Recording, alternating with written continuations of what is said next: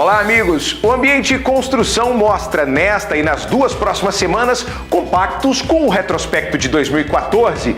Meu amigo, o ano acabou e nós continuamos aqui, mostrando o que acontece nas engenharias. E hoje nós vamos ver a topografia, desde o uso de teodolitos até o posicionamento por satélites.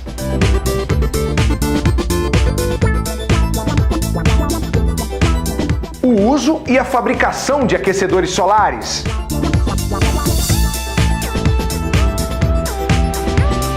A demanda por energia elétrica e o crescente consumo.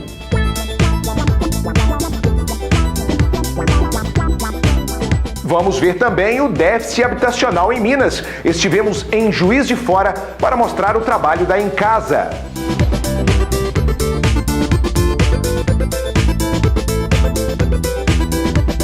Está começando um compacto com as melhores reportagens dos 3 primeiros meses de 2014. E você vai ver ainda as reportagens da TV CREA Minas no Ambiente Construção de hoje, que só está começando.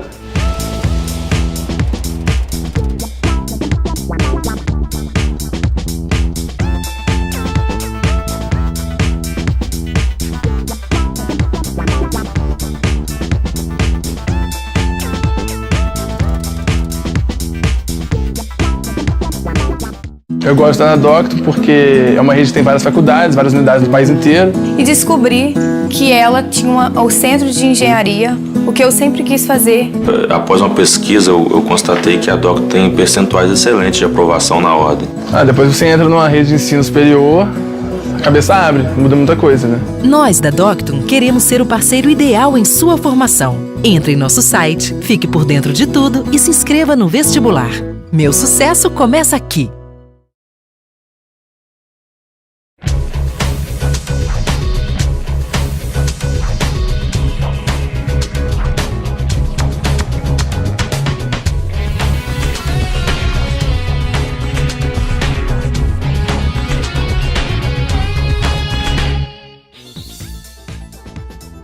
Hoje e nas próximas 2 semanas, nós vamos mostrar compactos com as reportagens que foram destaque em 2014. Em janeiro, nós estivemos na UFJF para mostrar a importância da topografia para a engenharia civil.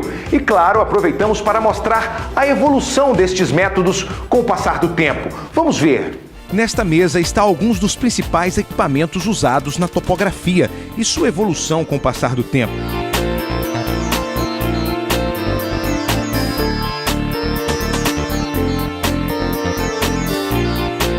No laboratório da UFJF, nós podemos acompanhar a evolução dos equipamentos e dos métodos de medição. A história da topografia é datada nos tempos romanos, mas foi na era moderna que surgiram lunetas, teodolitos, sistemas eletrônicos de medição, sistema global de posicionamento por satélite e outros dispositivos. A chegada dos equipamentos digitais, chamada estação total, e agora dos GPS RTK, vem trazendo evolução grande no mercado, trazendo agilidade aos levantamentos. Hoje, todas as empresas já possuem tanto a estação total quanto o GPS. Eles dão uma facilidade de levantamento e uma agilidade e precisão muito grande. Tanto a estação total quanto o GPS trabalham com precisão milimétrica, para poder dar uma qualidade maior aos levantamentos e às locações. A tecnologia proporcionou à topografia, além de mais precisão nas medições, maior agilidade no processamento das informações. Ainda no início do ano, período de maior insolação no país, nós mostramos o uso e a fabricação dos aquecedores solares. Vamos assistir. Uma das formas mais eficientes do uso da energia solar é para o aquecimento de água, que usamos nas residências para o banho, nas piscinas ou mesmo no uso industrial. O sistema é simples.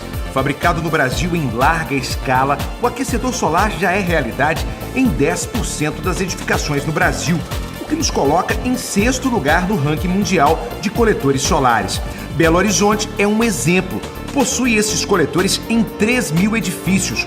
Algumas cidades brasileiras já propõem uma legislação que obriga a inserção do sistema em alguns projetos. Então nós vemos o seguinte, que a gente está aproveitando esse potencial que o Brasil tem, dessa insolação enorme, né? A gente tem, eu acho, em média, 2.500 horas de insolação, né, no Brasil. O Brasil está usando hoje acho que 5%. Então é muito pouco. Então o potencial é muito grande. O sistema de aquecimento de água possui 2 equipamentos básicos, o coletor solar plano e o reservatório térmico. Nós vamos ver na fábrica como é a montagem destes equipamentos.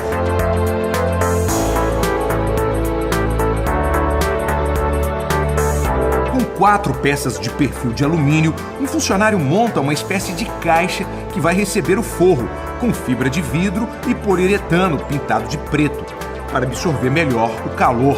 Nesta caixa é instalado as serpentinas, montadas com tubos de cobre e aletas de alumínio. Depois da pintura, as serpentinas são instaladas na caixa do coletor, que recebe uma tampa de vidro vedado com silicone.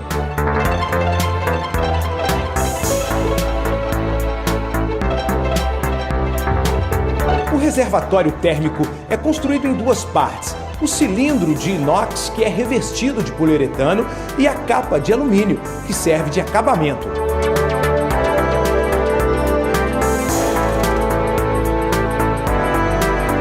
Primeiro, o aço inox é cortado e soldado para formar um grande tubo, e depois de vedado, será o cilindro do reservatório.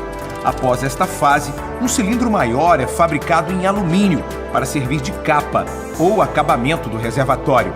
Entre essas 2 estruturas de metal é injetado o poliuretano, excelente isolador térmico.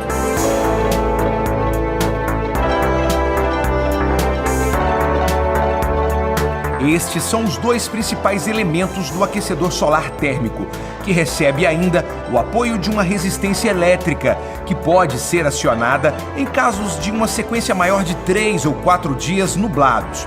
As conexões e tubos utilizados na instalação vão depender das condições do local, mas o projeto precisa respeitar algumas medidas técnicas, por isso é indispensável procurar a ajuda de um profissional. No início do ano, as poucas chuvas já preocupavam as geradoras de energia elétrica. Na oportunidade, o ambiente de construção mostrou que as hidrelétricas são responsáveis por mais de 70% da produção no país. Uma forma de gerar energia com menor impacto ambiental. Porém, no período da seca, a geração fica comprometida. A produção e geração de energia elétrica no Brasil continua crescendo, mas o que não para de crescer mesmo é a demanda. A industrial, que busca outras fontes de energia, como o carvão e o gás natural, e o uso doméstico, que tem sido o grande vilão do consumo. Hoje em dia, toda as classes sociais conseguem adquirir equipamentos, tecnologia, porque o custo vem reduzindo. Então, as classes sociais hoje, você vai nas periferias, por exemplo, você tem lá grandes números de televisores, de ar-condicionados, ventiladores, geladeiras de grande porte. Então, com isso, a demanda de energia vem crescendo assustadoramente nesses últimos anos. E com isso, a necessidade de geração e transmissão para entregar essa energia, para que todo mundo consuma essa energia. Hoje, a maior parte da energia elétrica que consumimos no Brasil vem das hidrelétricas. A matriz energética do Brasil hoje, ela, como eu comentei, ela tem em torno de 66% de potência instalada de energia hidroelétrica, devido a essa fartura de recursos hídricos que a gente tem no nosso país. Porém, depois de 2000 e 2001, cresceu o estudo e a implementação de novas gerações de energia. Nós já tínhamos a termoelétrica, que é o princípio de geração de energia através do calor. Nos últimos anos, quase que duplicou, ou mais que duplicou, o número de termoelétricas devido à facilidade e não ter sazonalidade. Se você tem o combustível armazenado, você vai gerar a sua potência máxima sem nenhum problema.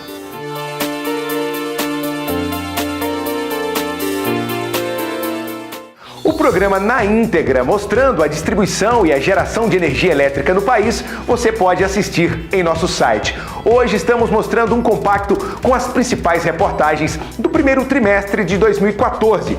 E depois do intervalo vamos mostrar o déficit habitacional no país e ainda as reportagens da TV CREA Minas. Fiquem conosco!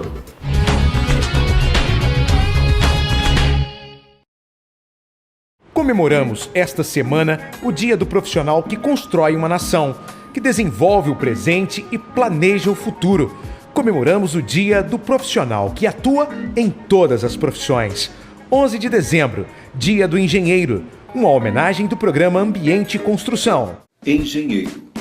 Você logo pensa em números, cálculos, pranchetas. Porém, o objetivo da engenharia é construir pensando em cuidar da qualidade de vida da sociedade. É a realização de tudo o que sonhamos. A agronomia cultiva nosso futuro. A engenharia civil projeta nosso conforto.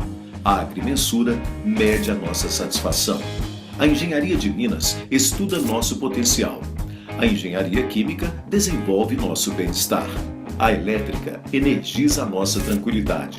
A engenharia metalúrgica transforma a nossa imaginação. E a mecânica supervisiona nosso desenvolvimento. Mas, ao todo, são dezenas de categorias de engenharias trabalhando para a sociedade. 11 de dezembro, Dia do Engenheiro. Parabéns, profissional. Homenagem do CREA Minas.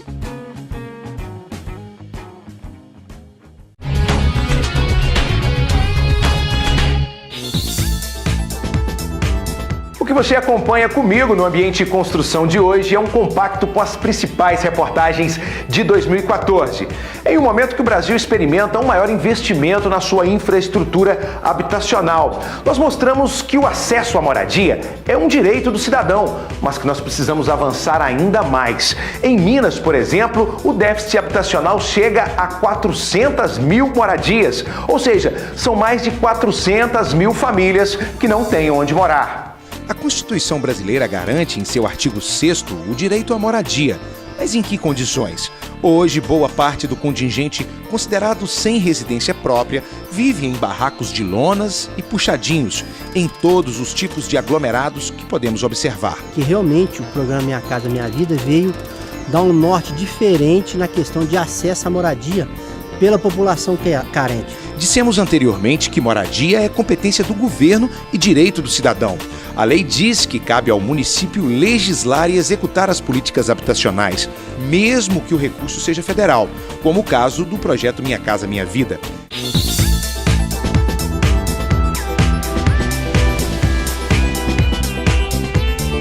O Ambiente e Construção abre espaço agora para a TV CREA Minas, que faz um balanço do trabalho realizado pela FUNASA, a Fundação Nacional de Saúde, que mantém convênio com o CREA, a fim de identificar e propor soluções de saneamento para o país.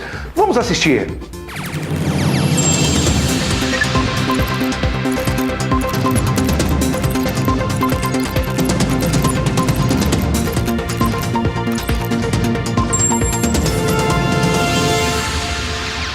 Olá, veja um pouco do que a gente preparou para você no programa TV CREA Minas. De 2009 até 2012, era a FUNASA que financiava os municípios mineiros com até 50 mil habitantes para a elaboração e implantação do Plano Municipal de Saneamento Básico. Cerca de 600 cidades receberam a verba. Mas faltou planejamento, explica o analista técnico da FUNASA. No final de 2012, a gente viu que esse modelo já estava esgotado. Por quê? As prefeituras recebiam o recurso, contratavam empresas para elaborar o plano, empresas com certa experiência na elaboração de planejamento, né, porque o plano é um planejamento, porém sem a inserção do município como ator principal na elaboração do plano. Foi pensando em alternativas para melhorar a qualidade que a FUNASA entrou em ação. E junto ao CREA Minas, firmaram a parceria conhecida como Convênio CREA Minas-FUNASA, que, em vez de repassar recursos, passou a capacitar os municípios para a elaboração do Plano Municipal de Saneamento Básico. A capacitação, dividida em 3 módulos, aconteceu entre setembro de 2013 e fevereiro de 2014. Ela foi realizada em 10 regionais do CREA Minas e contou com a participação de cerca de 300 técnicos e gestores.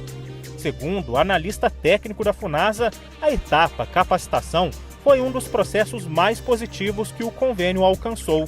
Por outro lado, a questão dos prazos para a entrega do Plano Municipal de Saneamento ficou a desejar. Com o decorrer do tempo, com essa questão do adiamento do prazo, perdeu aquele impulso inicial, aquela vontade inicial, e aí os municípios foram, aos poucos, se sentindo assim, desestimulados, né? Os técnicos que estavam envolvidos, eles têm outros afazeres, e aí a coisa foi perdendo aquele ritmo inicial. E a questão da prorrogação do prazo, ela é só para ter acesso a financiamento de obras de saneamento através do governo federal. A lei estipula que existem outras obrigações que os municípios eles não estão atentos a isso. Aqui na TV CREA Minas você acompanhou exemplos de cidades como Iguatama, no centro-oeste mineiro, que não perdeu tempo.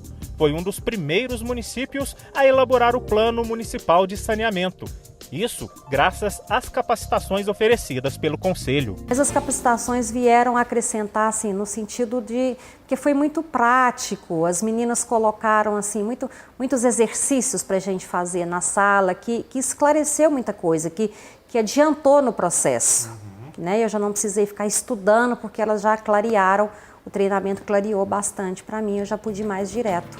26 associações, 11 consórcios e 53 municípios foram capacitados. Só que o resultado foi além. De acordo com o gestor do consórcio por parte do CREA Minas, direta e indiretamente, 460 cidades receberam orientações para a elaboração do Plano Municipal de Saneamento Básico. Renato lembra ainda que estavam disponíveis R$ 3 milhões para as capacitações e que houve a economia de R$ 1 milhão. O balanço até agora é considerado positivo. 55 planos estão prontos, comemora o gestor. Relevante pelo universo de municípios que nós participamos e dentro do universo de municípios que fizeram realmente, via bacias, comitês de bacias, a contratação de empresas terceirizadas. Ou seja, 55 planos que foram enviados, que a prata da casa da prefeitura elaborou e concebeu esse plano, apoiado, capacitado e apoiado pelo Conselho a partir do convênio. O gestor ressalta que um dos pontos a ser aprimorado é a capacitação à distância. Só assim, mais cidades poderão ser beneficiadas. Para os municípios que ainda não entregaram o plano, ele orienta. O que a gente recomenda é sempre estar utilizando o nosso material didático, que foi amplamente distribuído para todos os participantes. O material didático também foi colocado no site do CREA, de estar utilizando como fonte de referência e estar conversando principalmente com as associações e consórcios intermunicipais, ou seja, está procurando, a partir da finalização do nosso convênio, essas associações e consórcios que serviram de multiplicadores, ou seja, o conhecimento ele foi difundido em todo o nosso estado. Então, no nosso entendimento, nós cumprimos a nossa missão e agora os multiplicadores é que vão auxiliar todos os municípios a partir desse momento. A edição completa você encontra no site tvcreaminas.com.br. A gente se vê, até lá!